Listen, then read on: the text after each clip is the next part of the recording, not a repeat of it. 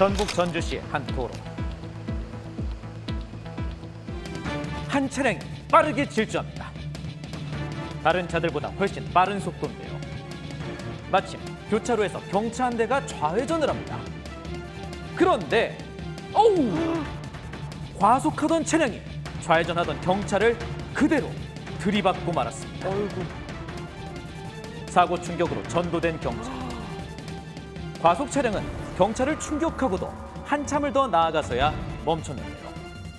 앞바퀴 두 개가 다 빠져나갔고 엔진이 여기까지 날라왔어요. 그 정도로 세게 받은 거예요. 아무리 경찰하지만 엔진이 뿌리채 뽑혀서 날아가요? 그건 말도 안 되는 거죠. 들이받친 경차에서 떨어져 나온 엔진. 사고 지점에서 한참을 굴러가서야 멈춥니다. 불길까지 솟아오르는데요. 차량의 전면부는 형태를 알아볼 수 없을 만큼 부서졌고 운전석 문짝도 종이장처럼 구겨졌습니다.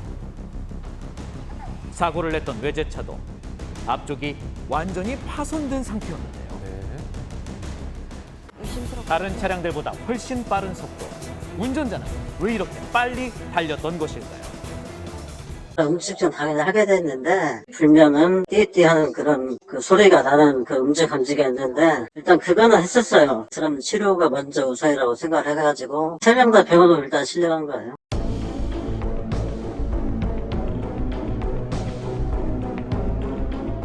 이제 전화로 해가지고 만나서 주거지에서 측정을 한 거죠. 0.084 취소 수치가 나왔죠. 만취 음주운전 사고가 또다시 한 생명을 앗아갔습니다. 밤 10시를 넘은 시각. 달리던 차량이 무언가 부딪힙니다. 직진하던 승용차가 오른쪽에서 달려오던 오토바이와 충돌한 건데요. 교차로에 진입하는 승용차 한 대가 빠르게 달려가는 오토바이를 그대로 들이받고만 겁니다. 그런데 승용차에 부딪힌 오토바이는 길에 서 있던 행인 3명을 덮치고 말았는데요. 총 4명의 사람이 거리에 쓰러져 있던 상황. 워낙 크게 다친 것처럼 보이고 주변 분들 같은 경우는 어떻게 섣불리 손도 못 대고 자세를 바꿔드리지도 못하는 상태였고 신고 접수 후 약 6분 만에 구급차가 현장에 도착했습니다. 4명이 부상을 입은 끔찍한 사고. 이 중 행인 1명은 크게 다쳐 의식이 없었다는데요. 의식이 없기 때문에 바로 동공 확인을 해봤거든요. 양쪽 동공이 다 열렸더라고요. 구급차에 태워서 이송하려고 하는데 심정지가 왔다고. 그래서 심폐소생술을 하면서 이송한 거예요. 사고가 났던 교차로에는 신호등 대신 일시정지 표지판이 있었습니다. 하지만 두 운전자 모두 멈추지 않고 그대로 달리다 사고를 낸 것입니다. 문제는 이뿐만이 아니었다고 합니다. SUV 차량 운전자가 음주운전으로 밝혀졌고 혈중 알코올 농도 수치는 취소 수치였습니다. 그리고 오토바이 운전자는 무면허 운전으로 밝혀졌습니다. 사고 당시 바로 옆에는 행인 3명이 인도 밖 차도에 서 있었던 상황. 그럼 이들에게도 사고 책임이 있는 것일까요? 보행자들도 인도가 아닌 길가에 서 있었는데요. 통상적으로 보행자가 차도에 서 있다가 사고 당한 경우는 보행자에게도 일부 과실이 주어지고 또 인도에서 사고 당한 경우와 차도에서 사고 당한 경우 피해 보상이 달라지는 부분도 있기 때문에 보행자는 차도에 서 있어서는 안 되고 인도로 다니는 게 좋겠습니다. 한 승용차가 도로 위를 빠르게 질주합니다. 그런데 엄청난 폭발음과 함께 치솟는 불길. 도대체 이곳에서 무슨 일이 일어난 것일까요? 겁이 나더라고요. 주유소에서 유조차에서 불이 나니까. 네? 유조차에서 불이 났다고요? 비 때문에 미끄러운 도로 위를 빠르게 내달리던 승용차 한 대. 차도를 벗어난 후 주유소 앞에 주차돼 있던 유조차 뒤를 그대로 들이받은 것입니다. 엄청난 사고인데요. 바로 그 순간 폭발음과 함께 시뻘건 화염이 무섭게 솟구칩니다. 저 상태가 터졌더라면 주유소가 양옆에 2개다 보니까 저희 점포나 여기나 다 파바바방 터질 수밖에 없는 위치다 봐. 주유소 바로 앞에서 일어난 화재 사고. 거대한 불길이 차량 위쪽까지 집어삼켰습니다.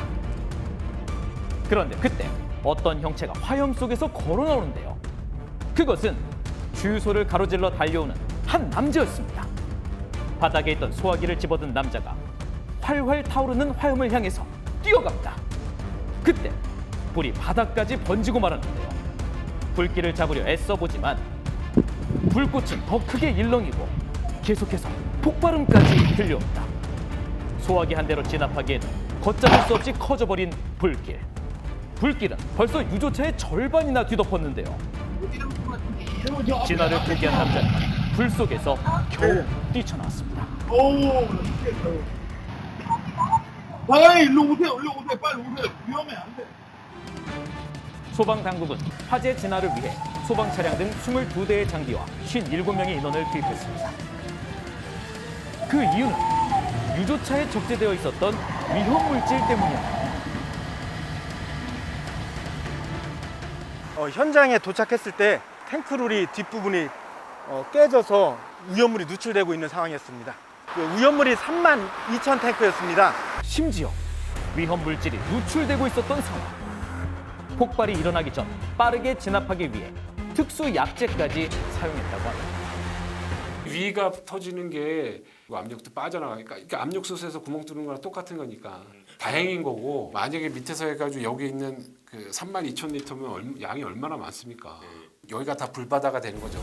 운전자는 면허 취소 수준의 만취 상태로 밝혀졌는데요. 다행히 비켜간 끔찍한 참사. 다음엔 피할 수 없을지도 모릅니다. 대구광역시의 한 도로. 차량 한 대가 인도를 덮칩니다. 건물을 들이받은 차량은 완전히 박살났는데요. 어떻게 된 겁니까? 사방으로 나뒹구는 파편들.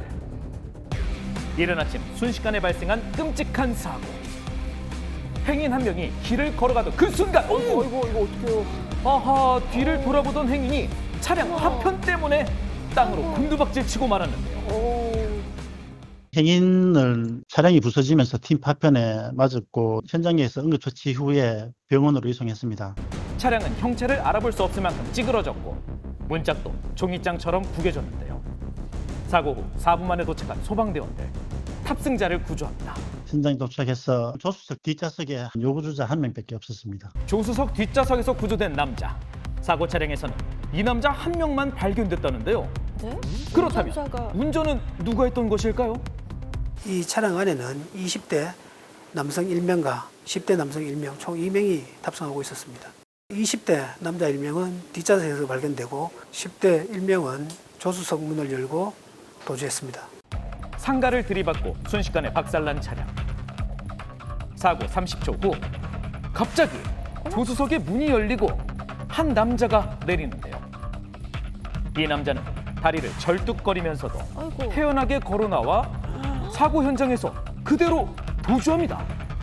대구 중구의 모 식당에서 술을 마시고 그 집으로 귀가하기 위해 가던 길에 사고가 난 겁니다. 남자 2명 모두 무면허의 음주 상태였습니다.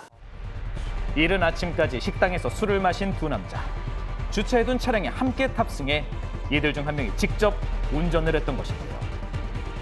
한눈에 봐도 엄청난 속도로 내달리다 인도로 돌진 사고를 낸 것입니다. 이럴 수가 없네요. 차량에 탑승하고 있던 남자들은 자신이 운전을 하지 않았다고 서로 이제 얘기하고 있습니다. 사고 차량에 탑승했던 두 남자는 서로 운전을 하지 않았다며 발뺌하고 있다는데요. 이 사건의 운전자가 밝혀지면은 특가법상 도주치상 혐의로 입건을 할 수 있습니다. 차량에 탑승하고 있던 사람에 대해서는 음주운전 방조를 해서 형사 입건할 예정입니다. 한 차량이 빠른 속도로 도로를 질주합니다. 자전거 탄 행인을 치고 그대로 중앙선을 넘어서는데요. 그리고 반대편에서 마주오던 차량과 피할 새도 없이 그대로 부딪히고 맙니다. 부서진 파편들로 어지럽혀진 도로. 순식간에 두 번의 사고가 이어졌습니다. 딱 들어나서 그냥 자다 깜짝 놀라서 뭐 저 건물 부대인 줄 알고 나가보니까 오는 차를 또 부대 가지고 이렇게 막 난리가 났다고 하더라고요. 자전거와 부딪히고 중앙선을 넘어 마주오던 차량을 그대로 들이받는 차량. 자전거를 탄 행인의 상태는 심각해 보였습니다. 사고 직후 지나가던 시민 한 명이 급히 달려와 사람들을 살핍니다. 신고까지 하는 듯한데요. 이 사고의 원인은 무엇이었을까? 얘네들은 술을 쳤다 그러고 여자들이 동승한 애들도 다 술이 쳤대. 운전자는 20대 남성으로 밝혀졌는데요. 혈중 알코올 농도 수치가 0.098%로 면허 취소에 해당하는 만취 상태였다고 합니다. 총 4명이 다치고 1명이 숨진 끔찍한 사고. 그렇다면 만취 상태였던 운전자는 과연 어떤 처벌을 받게 될까요? 교통사고 치사에 있어서도 음주운전의 경우에도 최대한이 금고 5년이 한계예요. 우리 현재 국민의 법감정에 비춰서 너무 낮은 형이 아닌가라는 거죠.